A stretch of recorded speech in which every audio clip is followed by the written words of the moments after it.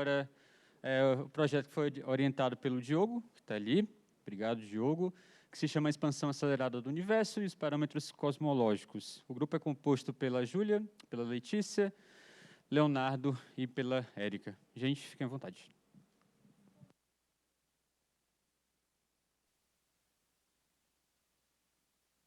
Legal. Boa tarde.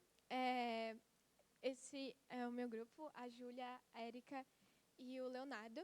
E a gente vai falar sobre a expansão acelerada do universo e os parâmetros cosmológicos. Bom, o nosso objetivo aqui é determinar os parâmetros cosmológicos usando dados de supernovas. Os parâmetros que a gente vai usar é o H0, que é o parâmetro de Hubble, o Q0, que é o parâmetro de desaceleração, o ômega da matéria e o ômega lambda zero, que é a densidade da matéria escura. Mas primeiro, como que a gente obtém esses dados? Como que a gente obtém informação de objetos astronômicos? Bom, a resposta simples é pela luz, utilizando o espectroscópio. Mas como assim o espectroscópio? Bom, isso vem lá do nosso querido amigo Newton, quando ele fez um pequeno buraco na porta e a luz branca passou por um prisma e a luz branca se dividiu em cores dentro do espectro visível. A partir dessa ideia, o Fraunhofer ele desenvolveu esse espectroscópio aqui, em que a gente consegue determinar os elementos químicos que compõem atmosferas de estrelas, partículas que estão se formando, a partir do espectroscópio e dos dados que ele apresenta para a gente. Mas que espectro de luz é esse? Bom, antes de tudo, eu vou voltar numa pequena regrinha de que objetos em desequilíbrio térmico, eles tendem a entrar em equilíbrio térmico. Então, aqui eu vou pôr um exemplo, a atmosfera do Sol. A atmosfera do Sol ela é mais fria do que a superfície do Sol. Então, vocês percebem essas luzinhas pretas aqui? Elas são pontos chamados pontos de absorção. Então, quando a gente usa o Sol como uma fonte, o Sol vai liberar essa luz e a atmosfera do Sol ela vai tentar absorver alguns certos comprimentos de onda para ela tentar se aquecer e entrar em equilíbrio térmico em relação à superfície, porque ela é mais fria.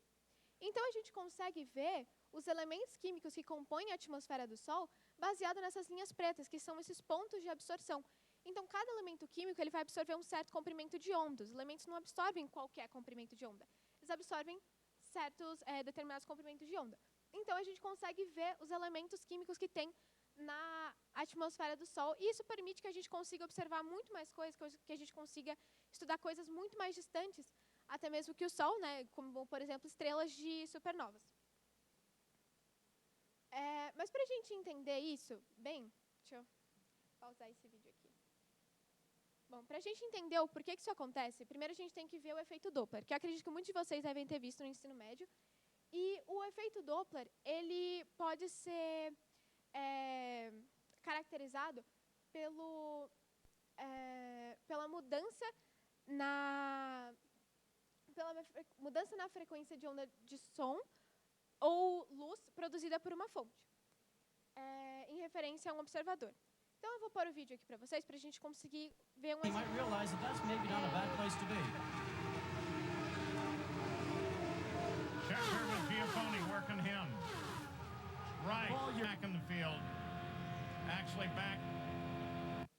Bom, espero que vocês tenham conseguido ouvir bem.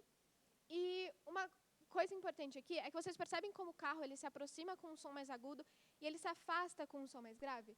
Isso acontece porque quando o carro se aproxima, ele comprime as ondas sonoras e isso acaba gerando uma frequência maior, ou seja, um som mais agudo. E quando ele se afasta, ele deixa de comprimir essas ondas e ele acaba fazendo uma frequência menor, ou seja, um som mais grave.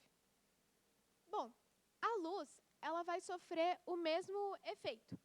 A diferença é que ela tem uma natureza diferente. Por mais que ela seja uma onda, ela é uma onda eletromagnética, ou seja, uma natureza diferente, e o efeito dela vai ser diferente. Não está passando.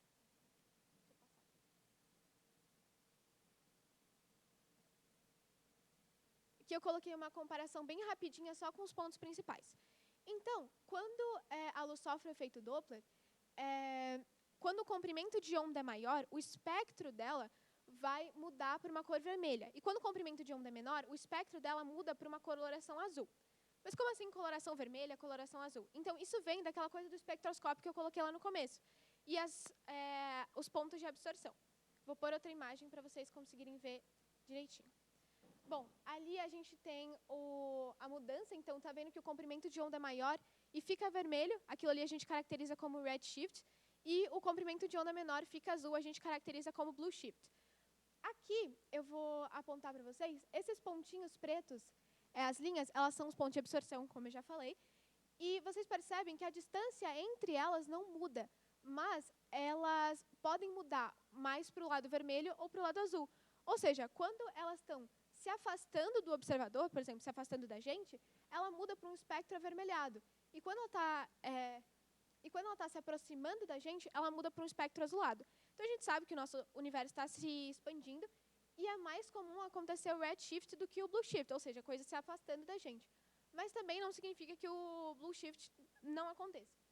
Aqui a gente tem até uma equação que tem referência ao redshift, que é esse Z aqui, é o redshift igual a esse lambda 0 aqui, ele significa o comprimento de onda observado, que chega aqui para a gente, menos o comprimento de onda emitido, dividido pelo comprimento de onda emitido.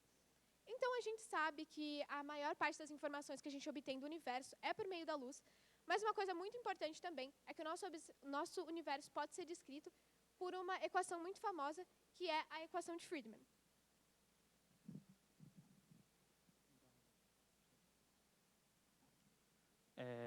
Tá dando para ouvir? Aí a gente tem a equação de Friedmann. O Friedmann ele foi um meteorologista que se interessou em resolver as equações de Einstein. Então aqui a gente vai ter alguns parâmetros importantes. Onde que aponta aqui?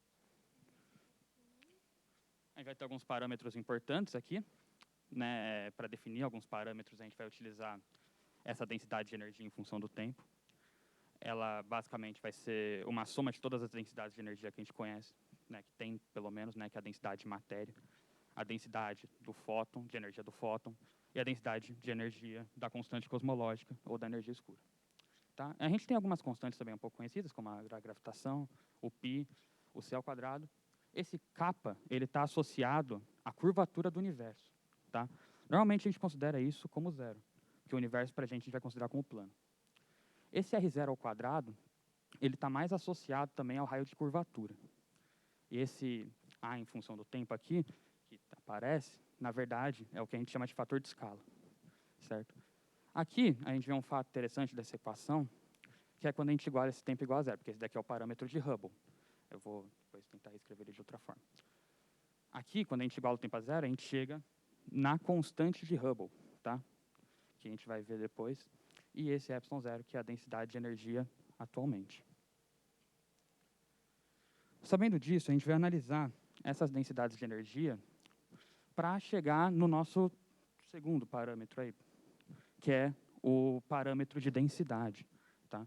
Ou seja, todo parâmetro de energia que a gente conhece, ele está descrito por essa equação, a gente chama essa equação de equação de estado, onde ômega pode assumir 3 valores diferentes, que a gente assumiu, né, o da constante cosmológica, o da matéria e o da luz, né, da radiação.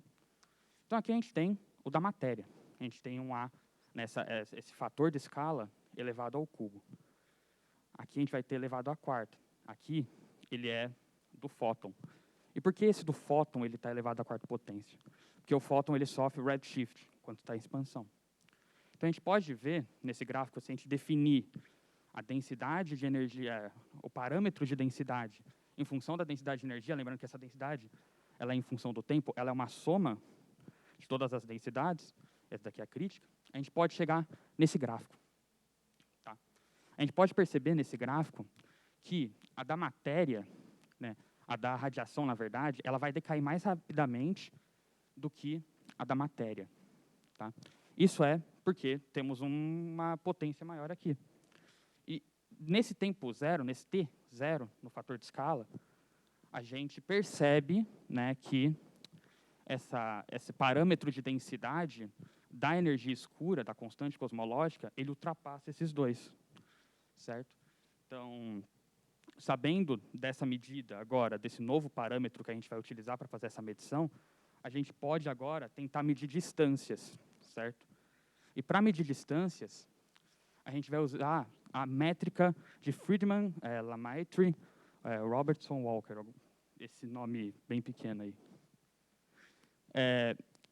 Basicamente, essa equação vai ser para a gente medir distâncias. A gente tem 3 dimensões espaciais desse lado e uma dimensão temporal. Essas 3 dimensões, na verdade, essa daqui, esse ângulo sólido aqui, a gente vai tomar ele como 0 para fins matemáticos. E esse ds ao quadrado a gente vai tomar como 0, porque a gente vai falar que a luz ela percorre uma geodésica no espaço-tempo. Ou seja, a gente acha essa equação aqui, tira o quadrado dos dois lados, tira a raiz dos dois lados, a gente chega nessa equação, e integra dos dois lados, a gente vai chegar numa coisa que chama distância própria, ou raio comóvel. Certo? Só que, com o raio comóvel, a gente tem, deixa eu voltar ali para mostrar, a gente tem de novo o fator de escala. Só que até agora eu não defini o que esse fator de escala é. Então a gente vai tentar definir fazendo essa integração. E a gente vai usar essa integração, a gente vai usar a expansão em série de Taylor. Tá? Perceba que aqui a gente tem essa expansão aqui, só que ela está com igual. Porém, eu vou querer uma aproximação dessa expansão, porque eu vou estar usando só 2 valores dessa expansão. Então, eu vou estar usando esse daqui, eu vou estar aproximando e vou chegar nesse resultado aqui. Tomando esse valor, esse valor de Q0. Que a gente está tomando o A 2 pontos sobre o A aqui e vai chegar nesse valor. Sabendo disso, a gente faz todas as substituições na distância própria, porque a gente acabou de definir o fator de escala, e chega nessa distância própria. Que vai mostrar para a gente, fazendo essa expansão, que tem um novo parâmetro aqui, esse parâmetro que eu acabei de definir, que eu vou definir ele como parâmetro de desaceleração. Certo? Perceba que ele pode ser escrito dessa maneira aqui. Quando eu escrever ele dessa maneira, eu vou estar usando esse ON, de novo, que eu falei lá, que era o parâmetro de densidade.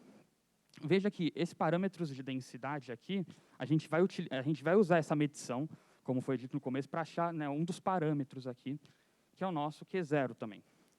Então, esses parâmetros eles vão ser utilizados, a gente vai achar os valores desses parâmetros utilizando supernovas, dados de supernovas, certo? Bom, agora que a gente sabe que a gente vai usar dados de supernova, eu vou apresentar um pouquinho sobre qual tipo de supernova que a gente vai usar. No caso, a gente pegou dados de supernovas do tipo 1A, que são supernovas que, basicamente, como elas acontecem, elas acontecem quando tem uma dupla de estrelas em um sistema binário, e uma dessas estrelas é uma anã branca. E ela recebe massa da companhia, da estrela, da dupla dela, que normalmente é uma gigante vermelha, e ela recebe massa até ela chegar a 1,4 massas solares, e aí ela colapsa e ela explode, e é assim que acontece a explosão da supernova tipo 1A. Agora, esses dados da supernova tipo 1A, a gente tirou de uma equipe de pesquisa que chama Supernova Cosmology Project, que aqui na esquerda tem aqui a página deles na internet, que tem tudo sobre a pesquisa deles, e aqui na direita tem essa imagem que, literalmente, os dados que a gente utilizou são esses aqui, mas tem muitas outras linhas depois disso aqui, e cada coluna dessas é uma informação diferente que a Erika vai falar sobre mais para tarde, mas ele vai ser muito importante. Essas colunas vão ser muito importantes para a gente. O que cada uma significa, Então, agora, eu quero... que tipo de informação a gente tira dessas supernovas, basicamente, o que a Letícia falou no começo é sobre a luz. A gente tira as informações delas da luz. Então, primeiro, a gente precisa medir a distância entre a gente e essas supernovas. E a gente tenta, primeiro, com a distância própria, certo? Que o Leonardo mencionou mais cedo. Que, por exemplo, a expressão da distância própria, ela tem 2 parâmetros que a gente precisa para concluir o nosso projeto, que é o parâmetro de Hubble e o da desaceleração. Mas essa... Qual que é a palavra? Essa fórmula, ela ela tá matematicamente desse jeito, mas a gente precisa de uma fórmula, um tipo de distância que que descreve, que é mais descrita com os parâmetros, com as propriedades de supernovas, como, por exemplo, aqui, nessa fórmula aqui do fluxo, que é luminosidade sobre a área, né? Tem a luminosidade, e é uma propriedade que a gente pode usar da luz das supernovas que a gente está usando. E aí, como vocês podem ver aqui é 4π dl ao quadrado, né? dl sendo o raio da esfera, que é literalmente a distância que a gente vai medir. E esse dl é a distância de luminosidade. Então, é exatamente a distância que vai ser importante aqui para a gente. Então, esse é um gráfico, que é a distância de luminosidade em função do redshift, em 3 modelos diferentes, 3 modelos de universos diferentes, basicamente. O verde sendo um modelo de universo em que 100% dele é energia escura, o azul sendo o 100% de matéria, e o vermelho sendo de 70% energia escura e 30% matéria. E esse gráfico ele vai ser muito importante para a comparação também com o segundo gráfico, que eu vou mostrar daqui a pouquinho, para comparação com os dados das supernovas que a gente usou no projeto.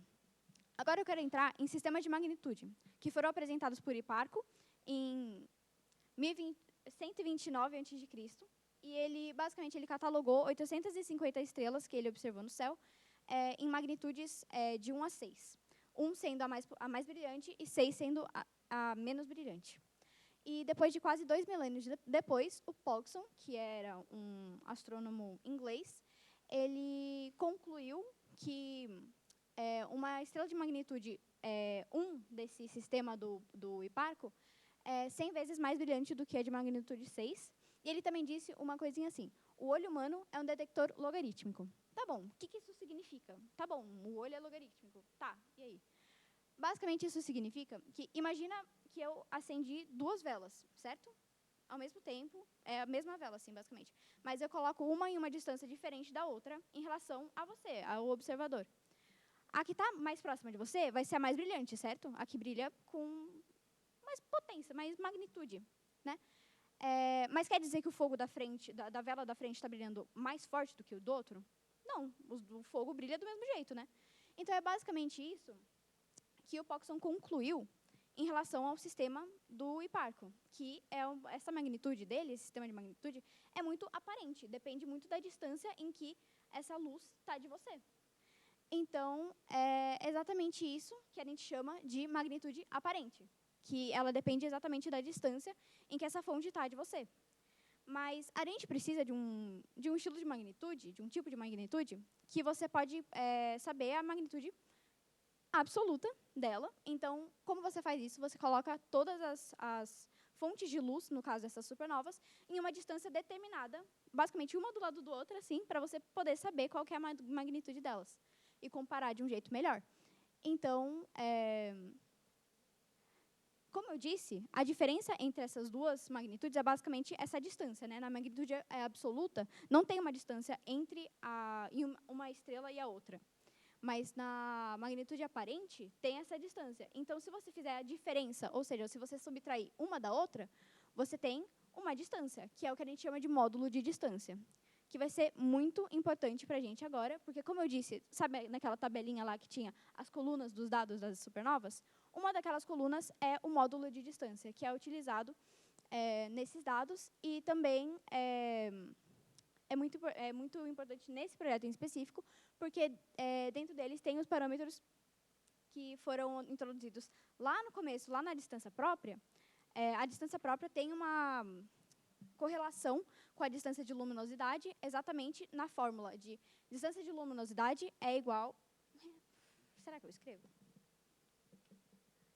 A distância de luminosidade é igual a 1 mais E vezes a distância própria. E já que a distância própria ela tem relação com os parâmetros que a gente está usando, e a distância própria tem relação com a distância da luminosidade, agora calma lá, mais ainda, e a distância de luminosidade tem a ver com o módulo, com as magnitudes, e as magnitudes têm a ver com o módulo de distância, então está tudo, né? Tudo está ligado com os parâmetros que a gente está usando. Então, Por isso que essa é uma medida de distância tão importante para a gente nesse projeto. E aqui, esse é um gráfico que a gente colocou exatamente o módulo de distância, né, em relação ao redshift. E todas essas bolinhas aí, elas são os dados daquela tabela colocados no gráfico aí. São todas dados de supernovas, né? E aí, de novo, esses modelos de universo são postos aqui também. E a gente aqui, o que a gente está tentando fazer com esse gráfico, a intenção aqui é qual modelo se adequa melhor aos dados, certo? Qual que bate mais com os dados. Então, dá para observar aqui que o que dá certinho, né, basicamente, é o de 70% energia escura e 30% matéria.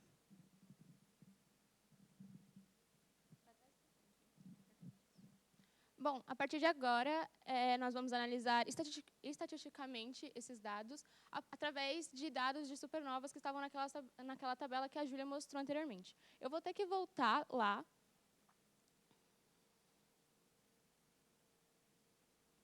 Um pouquinho mais, um pouquinho mais, um pouquinho mais. Ok, aqui. A primeira coluna dessa tabela é exatamente o nome dessa supernova, ou seja, como a gente identifica ela.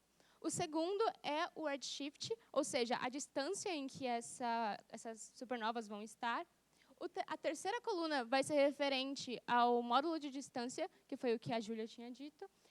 E a quarta coluna é o erro associado a todas essas medidas que pode ocorrer a partir de vários outros cálculos.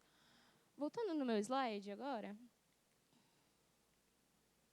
A gente vai fazer essa análise de dados através de algo chamado análise de Q ao quadrado. Calma aí.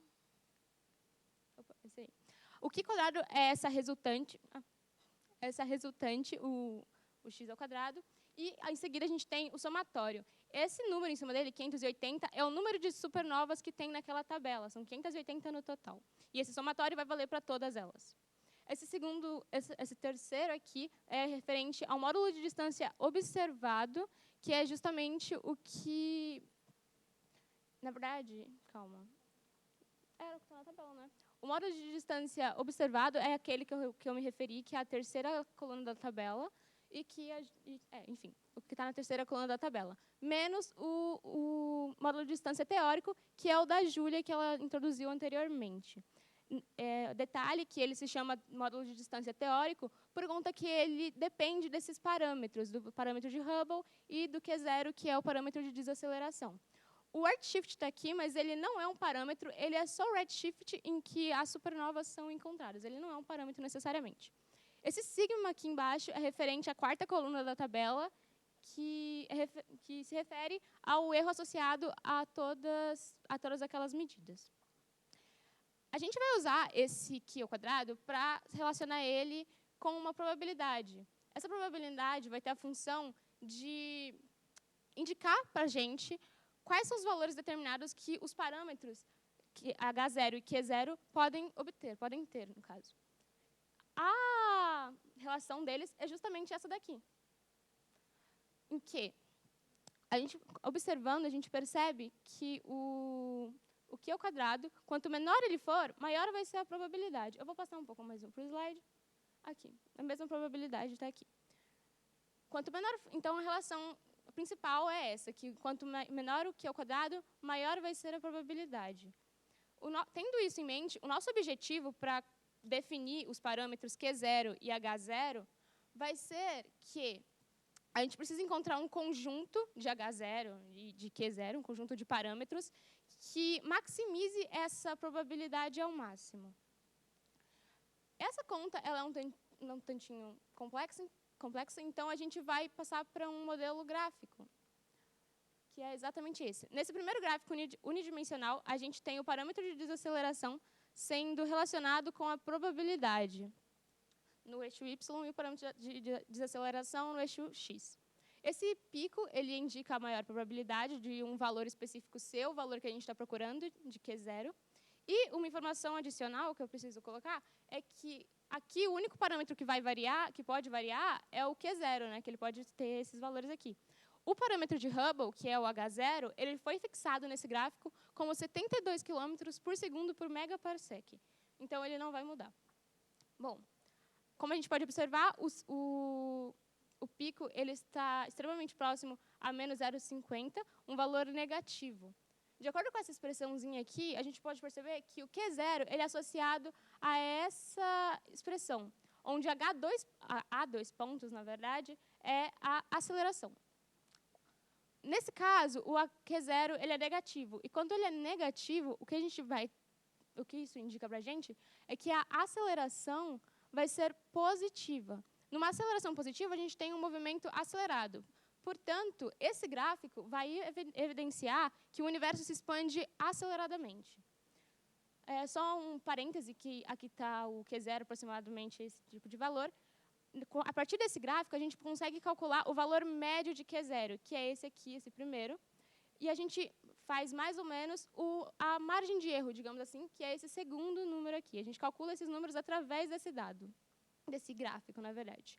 Mas a gente não precisa usar um gráfico em que só um dos parâmetros pode ser variado. A gente pode usar em que os dois parâmetros são variados. Variam, no caso. E foi o que o nosso grupo fez, e nós obtivemos um gráfico tridimensional, onde a gente tem o eixo Q0 e o H0. O pico ele significa a mesmíssima coisa aqui, e como a gente pode observar, quando se trata do eixo Q0, ele se encontra na mesma posição, próximo a menos 0,50. E no eixo H0, ele está entre 70 e 72. O que esse gráfico mostra, basicamente, é que o universo se expande em uma taxa de 70 km por segundo por megaparsec e de forma acelerada, de maneira acelerada.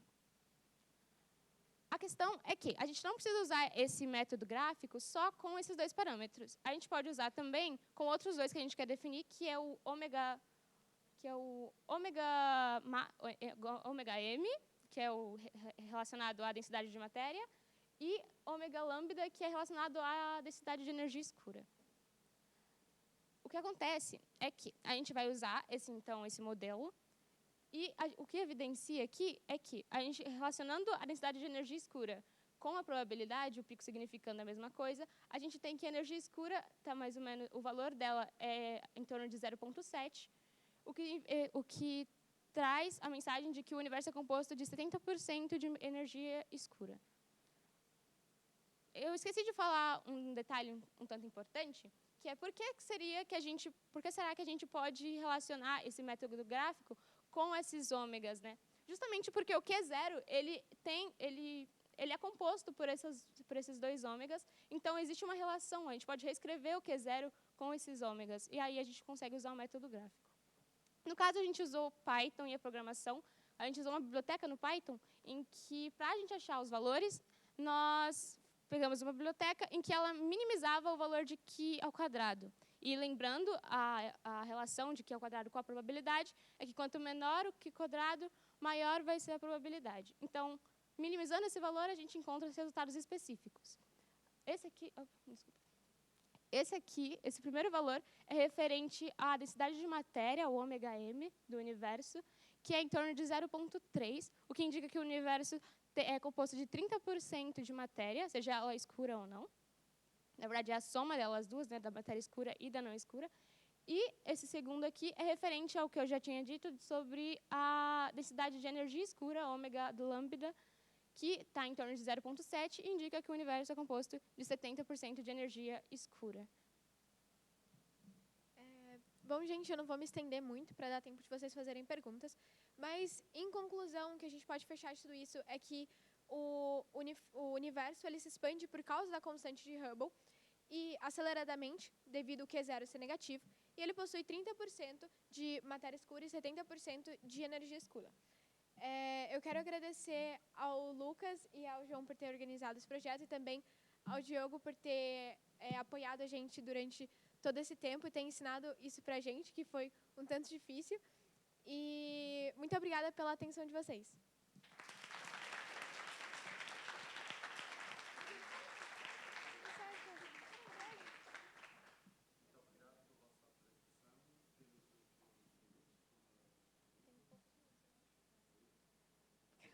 passar para a Joana.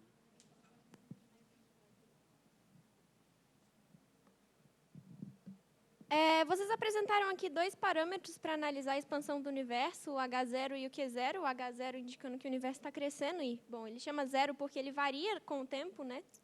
Então, vocês têm perspectiva da tendência do Q0, se ele provavelmente vai crescer ou diminuir no futuro, se o universo algum dia pode colapsar ou se ele vai crescer infinitamente? Vocês estudaram isso?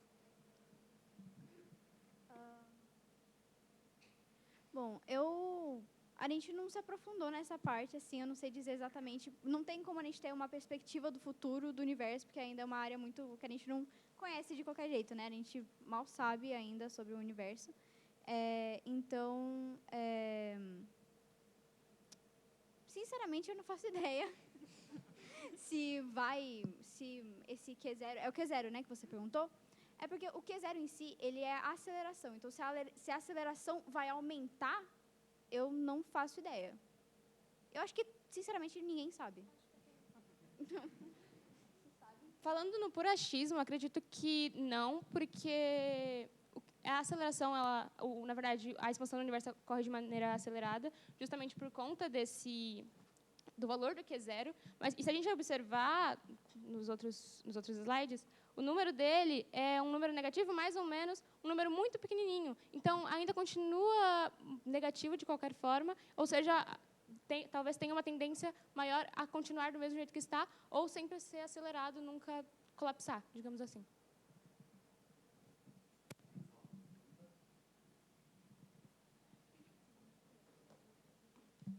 Parabéns pela apresentação, muito obrigada, foi muito legal. Uma coisa me chamou a atenção no gráfico de vocês, as probabilidades, é que as probabilidades são super pequenas. Tipo, esse aí, por exemplo, 10 elevado a menos 123. O outro é 10 elevado a menos 124. Vocês discutiram isso, de por que esses valores são tão pequenos? Porque, dependendo do que você faz na máquina, a máquina já faz isso aí a zero. Então, vocês discutiram isso? Por que esses valores são tão pequenininhos? Você pode repetir sua pergunta, por favor, só para ter certeza Posso. que eu entendi? Não, o que me chamou a atenção, olhando os gráficos de vocês, é que vocês têm, por exemplo, o eixo Y, certo? Então, você tem lá a probabilidade. Aí, veja se eu entendi correto. Está ali, por exemplo, 1, 2, 3, 4, 5, 6, 7, multiplicado por e elevado a menos 144. Para o computador, isso é a mesma coisa que 7 multiplicado por 10 elevado a menos 144. Então, é um número que é tipo 0,143 zeros, e aí vem o número. Então, é uma coisa super pequenininha. Vocês discutiram por que dá esse negócio tão pequeno, essas probabilidades? Na verdade, não. A gente fez a programação com os números que a gente precisava. Ok. E isso a gente não prestou muita atenção, na verdade. Tudo bem.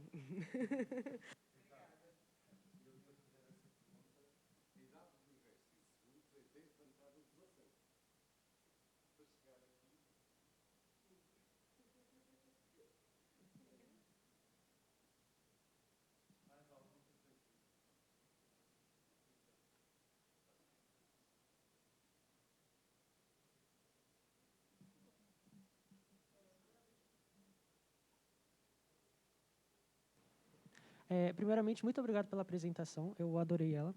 E eu queria saber sobre uma pergunta um pouquinho do começo.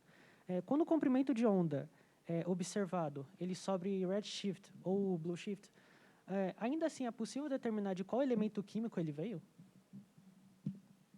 Dá sim. Ó, eu vou pôr lá no começo.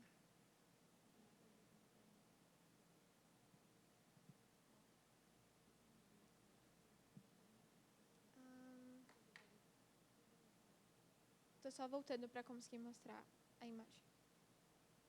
Tá. O comprimento de onda, no caso, o espectrômetro que a gente tem aqui, ele vai servir meio que uma régua. Então, por mais que ele sofra o redshift, no caso, para a coloração vermelha, ou blueshift para a coloração azul, a gente ainda consegue determinar os elementos químicos por causa do comprimento de onda. Por causa, e também a distância entre os pontos de absorção, porque eles não mudam entre si, entendeu? Então, o que a gente faz é, a gente primeiro compara com os raios que foram, com a luz que foi emitida, então, por exemplo, a luz emitida pelo Sol e a luz que chega para a gente, então a gente compara entre eles e aí a gente consegue ver onde absorveu e aí a gente consegue determinar os elementos químicos. Obrigado.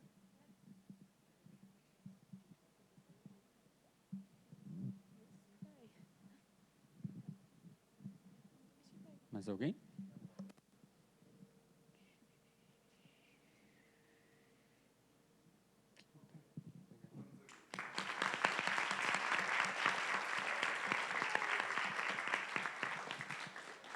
Bom, pessoal, vamos fazer o nosso intervalo agora, meia hora para vocês respirarem, descansarem, se alimentarem, etc., conversarem. 4 horas em ponto.